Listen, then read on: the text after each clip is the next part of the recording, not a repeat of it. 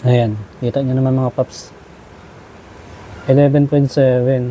Ang problema ng motor na Raider J115, habang ginagamit niya, bigla na lang itong tumirik at dinala sa motorcycle shop at binilhan ng bagong battery. At umandar naman ulit. Habang gamit-gamit niya naman ang kanyang motor, bigla na lang namatay ang makina. Kaya ang ginawa, pinacharge yung battery para makauwi lang sa bahay. Sa ganitong mga problema mga idol, ang una niyong paghihinalaan ay yung kanyang regulator. Pero alam nyo ba, bago i-charge ni regulator ang battery, hihingi muna ito ng supply galing stator. Kaya naman, bago kayo magpalit ng mga pyesa, sisiguraduhin natin tumbok ang pinakapuno ng problema. So sa case na to, paano natin malalaman? At ano ang papalitan nating pyesa?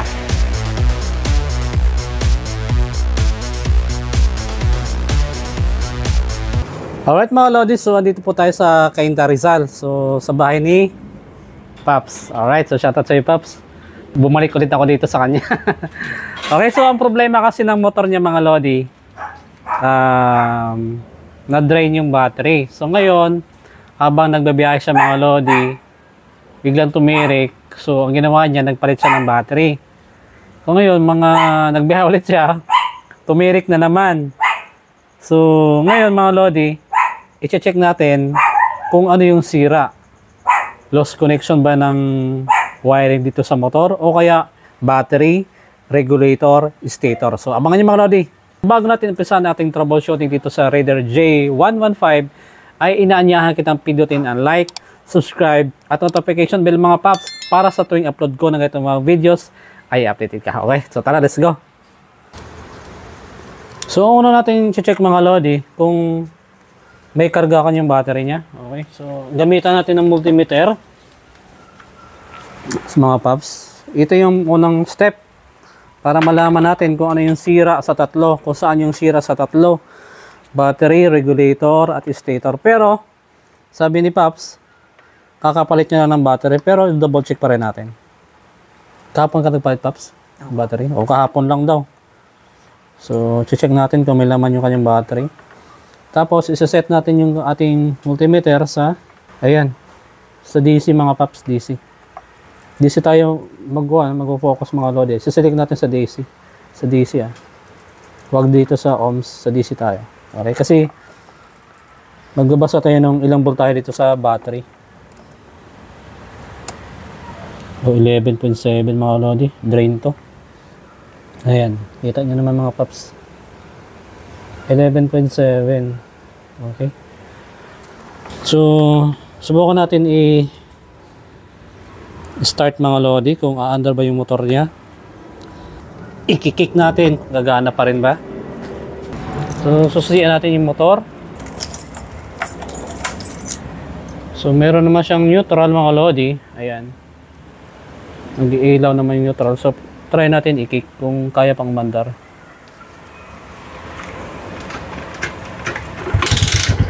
Sumaandar siya mga lodi kasi may 11.6 pa, 11.7. Pero pag nawala yan, kahit anong kick nyo, pag sira yung regulator, hindi na to aandar. Okay? So, check natin mga lodi yung wirings ng regulator.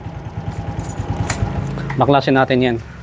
Kasi kanina, yung reference natin mga lodi, 11.7. Pag naayos natin yung regulator niya, dapat tataas na yung kanyang charging, okay, habang umaandar yung motor. So babaklasin natin yung kanyang kaha mga lodi dito. Bukod tangay lang may palayan dito sa Metro Manila. Ngayon, check natin kung goods pa kanyang wirings, okay. Isa sa mga senyales na hindi na 100% working yung regulator mo, pagkapa mo, wala kang maramdamang init dito. Kahit umaandar naman ang makina ng motor ninyo. Isa pang palatandaan, pagkapa mo sa regulator, sobrang init at hindi mo na mahawakan. Double check pa rin natin mga lodi. Malay mo, wiring lang. So unahin natin i-check mga lodi yung kanyang black wire. Okay, so gagamitan natin siya ng test light. So unang check natin mga lodi itong black wire. So dapat pag susi dito mga lodi, susi sa motor, magkakaroon ng ilaw yung ating test light. Pagsusi mga lodi, pagsusi. So, ito yung ating alligator clip. Yung crocodile clip mga paps, dito natin nilagay yung black wire. Tapos baka natin kung ilaw yan. So, goods. So, dito tayo mga lodi. Dapat pagsusi ng motor, merong kuryente na lalabas dito. So, susi natin yung motor mga lodi. Ignition on lang. Yan. Ayan mga lods. Nakasusi na yan. So, dapat dito sa black wire, pag tinesting natin yan, mayroong kuryente. So, goods naman mga lodi. Okay. Off natin yung susian. Next natin yung troubleshoot. Itong green wire. So, isusunod natin yung troubleshoot itong green wire mga paps. Okay. Ito yung negative ng regulator. So, negative to mga lodi, ibig sabihin, ang gagawin natin mga lods, yung ating crocodile clip, ilagay naman natin sa positive ng battery. So, ayan.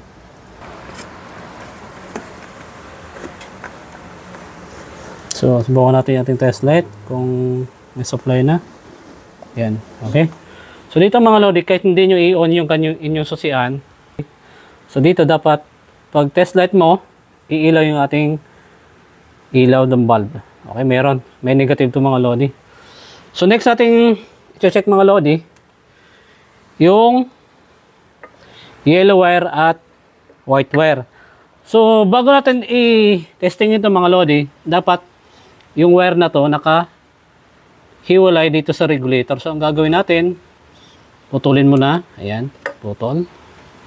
Tapos, dito tayo mag-check sa kabilang linya, yung papuntang stator. Okay? So, ayan. So, yung papuntang regulator, hindi tayo mag-test dyan. Yung papuntang stator, ito.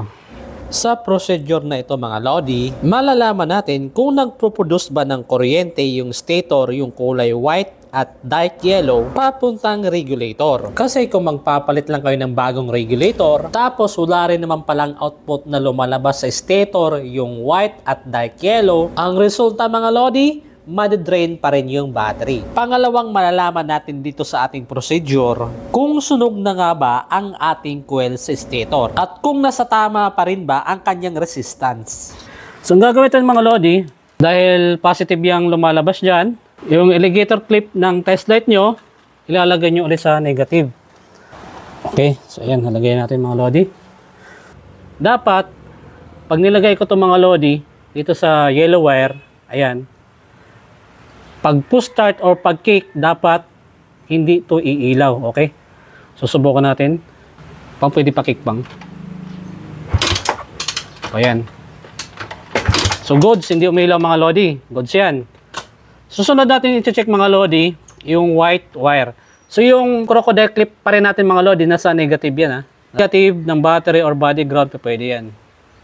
So, tapos na tayo sa white wire, yellow wire ng mga paps. Pakik na ko pang. So, ibig sabihin, goods. White nga ulit pang. White wire tayo. Ayan. So, ibig sabihin, walang problema mga lodi. Isang confirmation pa. Ang gagawin natin, aalisin natin yung crocodile clip sa pagkaka-body ground or pagkakabit dun dito sa battery. Ang gagawin natin mga lodi, yung crocodile clip, ilagay natin dito. Ayan.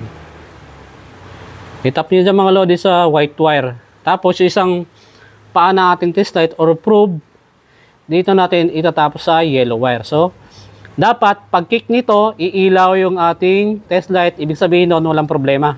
Ngayon pang. Ayan. Op, yan lang pang. Pang gumalaw, isipang. Dito sa ating ginagawa mga lodi, dapat sa tuwing kinikickstart ang motor, iilaw dapat ang ating test light. Kaso umilaw nga naman, doon lang sa unang kick. Pero doon sa mga sumunod ay hindi na. Tandaan, ang normal dito dapat umiilaw. About naman sa unang procedure bago ito, pag kick, dapat hindi umiilaw. Okay? Okay, so isa pa mga lodi, ililipat natin yung crocodile clip dito sa yellow wire. Tapos yung positive or yung probe naman ng test light nyo nasa white wire. So dapat iilaw to mga lodi. Ay, naka-off. Okay lang kahit naka-off pang. Dahil lang. Bakang na-busted to. So, check muna natin mga lodi yung ating ilaw dito sa battery. Kaya mukhang na-busted ata to. Hindi. Goods. So, ang gagawin natin mga lodi, dapat kasi, pag ganang procedure, itong crocodile clip, at ito yung ating test light probe dapat pag kick, iilaw. Sa case na to, ayaw. Sa pangapang, pa-double check. So, wala. Okay, so thank you pang. Ang gagawin natin mga lodi, dahil walang supply palabas, i-check natin to. So, kung may sunog or wala. So, ito muna yung gagawin natin mga lodi, yung kanyang stator. Ayun. Salamat. So, mga lodi, kasi nagamit natin yung test light, hindi siya umiilaw. So, gamitan natin siya ng multimeter. Ito rin kasi yung pamaraan para kung sakaling hindi na siya pwede paandarin, okay? Dito sa multimeter, iset nyo sa ohms. Ayan, dito. Okay, yan. Dito mga lods. Tapos, i-check natin yung dalawang wire na to. Yung yellow at yung kanyang white wire. Yung ating positive probe dito sa white. Okay? White wire. Tapos yung ating negative probe sa body ground. So, hindi naman nagkakaroon ng reading ating multimeter mga lodi. Ayan. So, wala. Lipat natin yung probe sa yellow wire. Tapos, test natin yung body ground.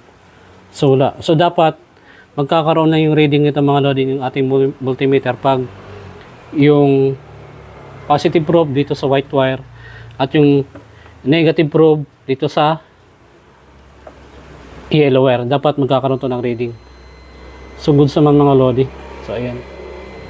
Meron reading yung ating multimeter na 11.7 ohms. Noong nabaklas ko yung cranky side ng motor kung saan nakalagay yung stator, wala naman akong napansin na coil na sunog. Indication na nagkakaroon ng problema yung stator. Mostly kasi mga idol, pag walang output galing stator papuntang regulator, ang problema dyan may sunog na coil. Pero dito, wala naman. Pero bakit ganon? Pag chinecheck natin sa test light, walang output na kuryente na lumalabas. Pag ginamitan mo naman ng multimeter, okay naman ang kanyang continuity. Mapapatanong ka na lang, ano ang nagiging problema? Pero bago pa man nyo kamutin ang inyong ulo mga lodi, ito ang tandaan nyo. Noong nag-testing tayo ng continuity dito sa stator, meron at naglabas din ng 11.7 resistance yung ating multimeter. Tandaan nyo yan mga lodi. Okay.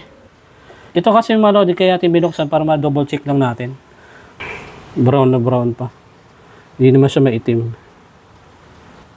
So, balik na natin mga paps. So, yung kanyang idle gear. So, ayusin lang natin. Dapat nakasenter na to.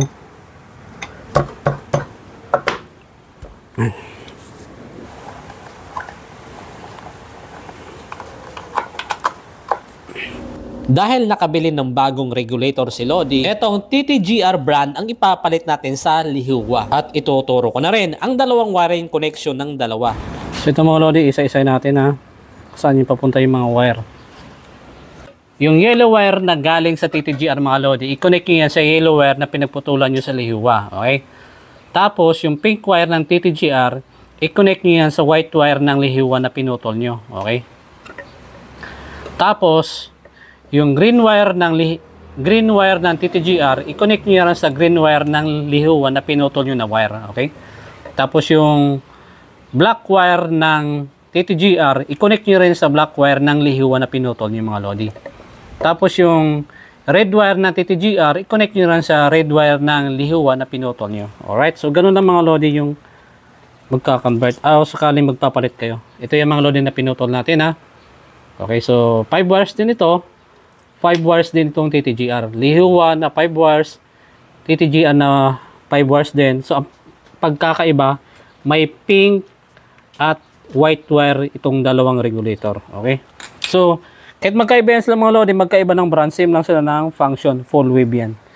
Okay? So, ang gagawin natin mga lodi, siliduhin natin itong 4 na wire maliban dito sa red. Kasi sa red, may titestingin pa tayo dyan.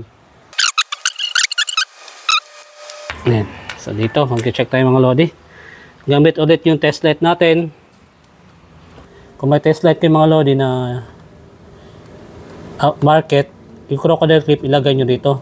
Pero dito sa akin, yung wire na to, ito yung magsisilbing crocodile clip ko. Naka-negative siya sa battery. Tapos, yung ating dulo ng ating test light or yung ating positive probe, ito.